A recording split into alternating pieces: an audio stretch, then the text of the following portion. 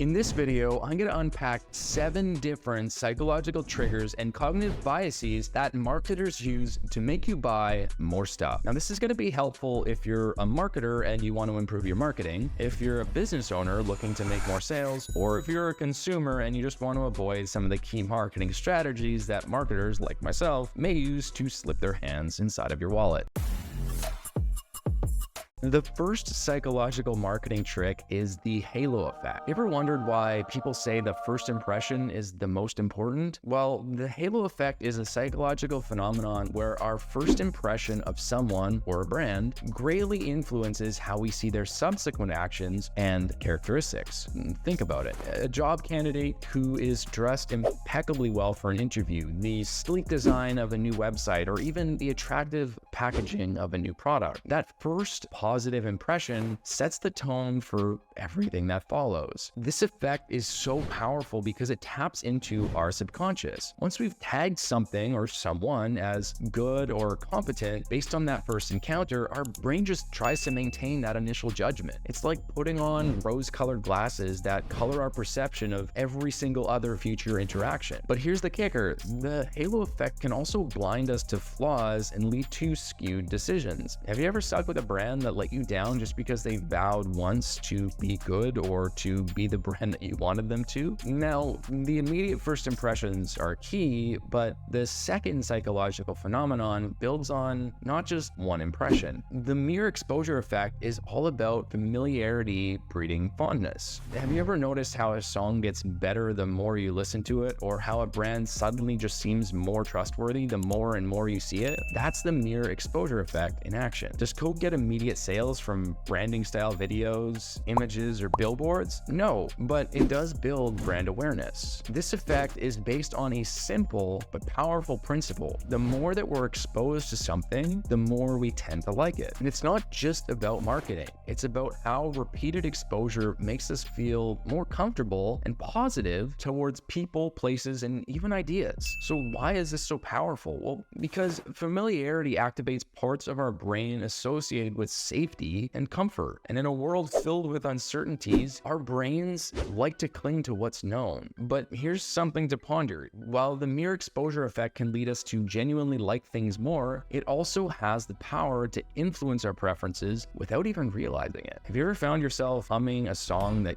you just don't like? Baby Shark. The mere exposure effect shapes our taste, opinions in subtle ways, reminding us that sometimes familiarity doesn't just breed contempt, it actually cultivates affection. So the next time you find yourself drawn into something for no apparent reason, consider the mere exposure effect and the power that it might have on you. So exposure is one thing, but no one wants to be the first one at a party. The bandwagon effect is a psychological phenomenon where we're more likely to do something because we see others doing it. It's the driving force behind fashion trends, viral challenges, and even our opinions. This is why influencer marketing can be so powerful. This effect taps into our deep-seated need to belong and conform. And in a world brimming with choices, seeing others make a choice provides a shortcut to decision-making, and it reassures us that, hey, if someone else likes it, it must be good. Why does this matter? Well, because the bandwagon effect doesn't just influence trivial choices. Great example of this, and a really interesting one, is when you roll up to a traffic light, look at where people are lining up. Typically, if there's 3 lanes, 2 of them are going to be occupado and filled. One of them is going to be empty. What I've found is that more often than not, and even if there's 2 lanes, you'll find that there's 1 lane that's completely empty and everyone else just loads up in the other lane. Had this happen the other day. I was driving home from golf and I saw, hey, there's 5 people in this lane, but this lane's completely free. I just rolled up to the free one and then the light turned green and I just kept going. But the bandwagon effect also shapes our major life decisions, political opinions, and even our core beliefs. Beyond that, it can also be kind of scary. If you're used to living in the city, for example, and you hear people screaming and yelling all the time, if someone's screaming for help and the rest of the people around you don't really seem to be reacting negatively, this can seriously influence your perception of the threat. You'll think, well, if no one else is freaking out, then why should I? The bandwagon effect reminds us of the power of the collective and the importance of mindful, independent thinking. So the next time you're caught up in the latest craze, take a moment and just just ask yourself, why? Now, the fourth cognitive bias to be aware of is the confirmation bias. Have you ever noticed that you're more inclined to believe something that aligns with your existing beliefs? Confirmation bias is our mental filter that lets in information that confirms our preconceptions while often ignoring or dismissing the rest. It's why two people can see the same fact and interpret it entirely differently. The bias is so powerful because it shapes our views of the world. It reinforces our beliefs and our convictions. Now, it's comforting, yes, but it also creates echo chambers where we're only surrounded by voices that echo our own. This is why there's such a big divide between the right and the left wing in the United States. People stay in their echo chambers and don't get out to hear other people's perspectives. The news channels know this. This is why they position themselves as either left or right-leaning. The ones in the middle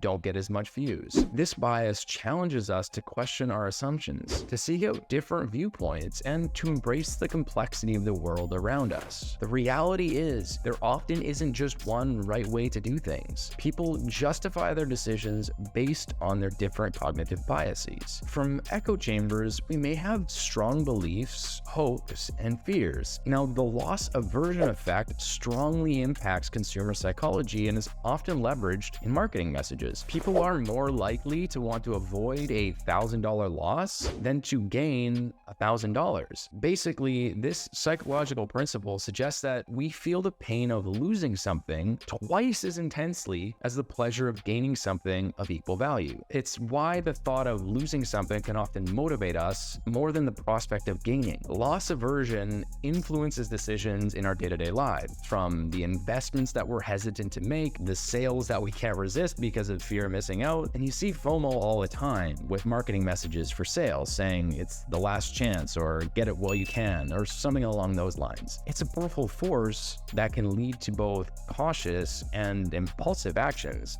But why does it really matter? Well, because understanding our aversion to loss can help us make more balanced decisions. It encourages us to weigh out the options a little bit more carefully and recognize when fear is actually the one dictating our choices. But here's the empowering part. By acknowledging the natural bias towards avoiding loss, we can challenge ourselves to take calculated risks, to embrace change, and to see opportunities where we once only saw threats. The last bias, and one of the most powerful ones, is the blind spot bias. Have you ever noticed how it's easier to see biases in others than it is to see it in ourselves? It's all so clear when it's something that someone else is doing and when someone else falls for something, but when it comes to us, it's much harder to actually identify those biases. Well, the blind spot bias reveals our tendency to recognize the impacts of biases on the judgments of others while failing to see the influence of our own decisions. It's like wearing invisible glasses that filter out our own cognitive distortions. The blind spot bias is powerful because it shields our ego and maintains our self-image as rational, unbiased individuals. But the illusion can hinder personal growth and lead to overconfidence in our own objectivity. So why is this so crucial? Because acknowledging our own blind spots is the first step towards genuine self-improvement. It acknowledges and challenges us to question our perspectives, to seek feedback, and to embrace the complexity of our mental landscapes. And so I hope these biases help you with your marketing or just help you recognize when marketers are using them against you. Anyways, if you like these types of videos, I invite you to subscribe and comment below with some other cognitive biases that you'd like to dive a little bit deeper into.